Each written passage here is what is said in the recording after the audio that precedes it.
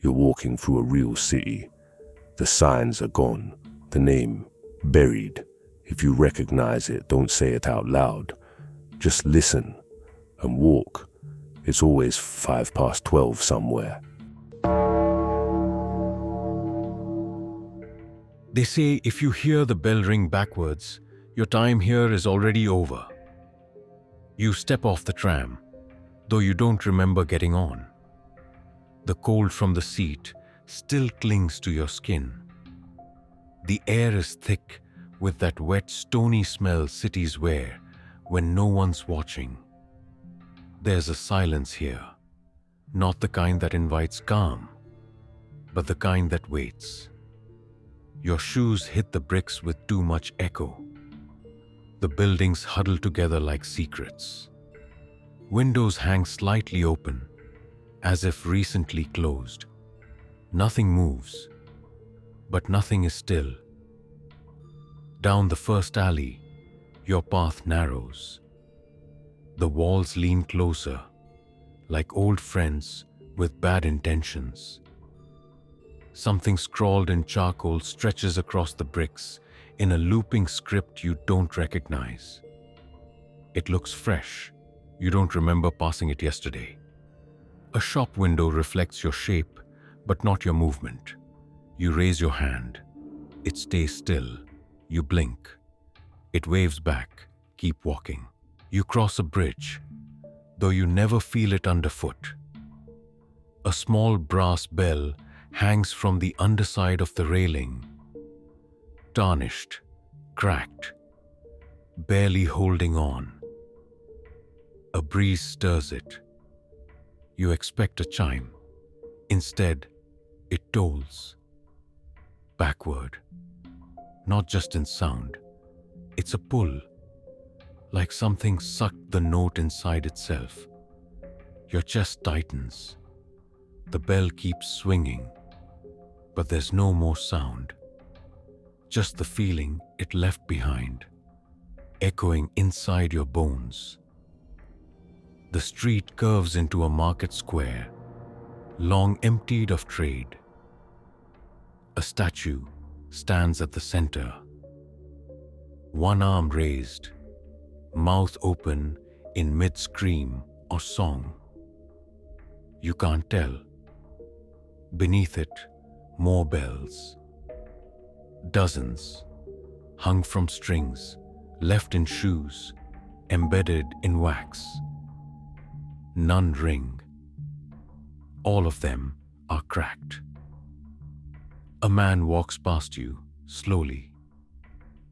You hear his footsteps. 1, 2, 3, then again 1, 2, 3, exactly the same. Not a loop, a mimic.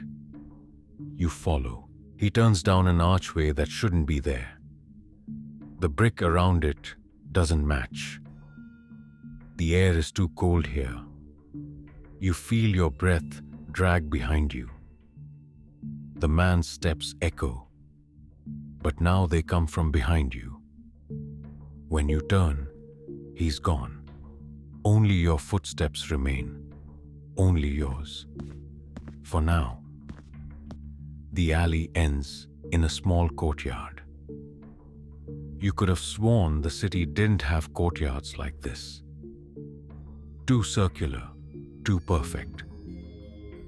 The bricks underfoot form a spiral, and at its center, a trapdoor. Wood, rotting and half open. A piece of parchment hangs on a rusted nail above it. Don't look down. It already knows you did. You look anyway. It's not dark below, just wrong. The shadows are soft, like underwater ink. You step around it.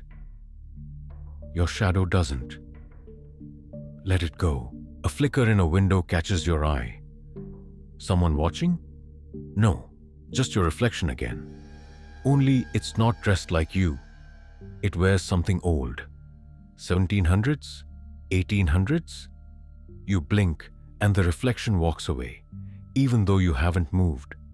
You find a stairwell, Stone, crumbling, barely wide enough for one person. It winds up the side of a building that wasn't there a moment ago. At the top, a room full of clocks. Every wall, every corner. Pendulums sway, hands twitch. But not one clock shows the same time. A tiny brass bell sits at the center of the room. This one is whole. You pick it up, it's warm, it rings, forward this time. And everything stops, then reverses. You're outside again, but now the buildings are older. The paint is gone, the lights are candles. You pass a street performer playing a violin with no strings. His case is open. It's filled with teeth. You walk faster. A figure steps from a doorway just ahead. You know it's not human because it doesn't pause. Nothing truly human moves without pause. It walks like a loop, like someone set it on replay. It wears your coat. It rings a bell. You duck into the next alley. Mist curls around your ankles like something curious. The buildings here have no windows, only doors. Each slightly open, each humming faintly. Inside one, you glimpse a long hall lined with mirrors. But every reflection is from a different time. Different hair, clothes, smiles that came before sadness. You're not in any of them. A whisper passes through. You left yourself behind. You find the bell again at the end of the street. Just one now, tied to a child's tricycle abandoned on the curb. It spins slowly, though there's no wind. From a cellar door nearby, something knocks. Once, then again, then it knocks your pattern, your exact knock from earlier.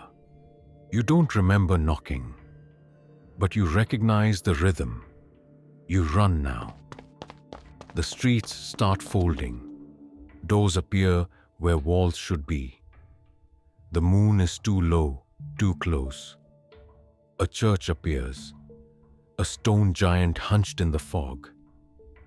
Its doors are black, heavy, and weeping rust. You push them open. Inside, silence. No pews. Just rows of bells. All sizes. Hanging from wires, embedded in candles, nailed to the walls. They begin to ring. Backward. The sound climbs your spine, clawing at memory. Faces you forgot. Places you dreamed. Every time you said, "I'll come back later." Now you've arrived. Too late. Something is in the aisle. You don't see it, but the space bends around it. Like reality's giving it room. It doesn't move toward you. You move toward it. You don't know why. As you step closer, you hear it speak. Not in words, but in bells. The tolling shapes thoughts you've avoided. Questions you buried in noise. The one that echoes now. What did you leave behind? You hold up the bell. It doesn't ring. You are the sound now. Everything goes quiet. The story ends here, but the city is still out there. If you guessed where you were, keep it to yourself. Some things don't like being named. Until next time, it'll still be 12:05.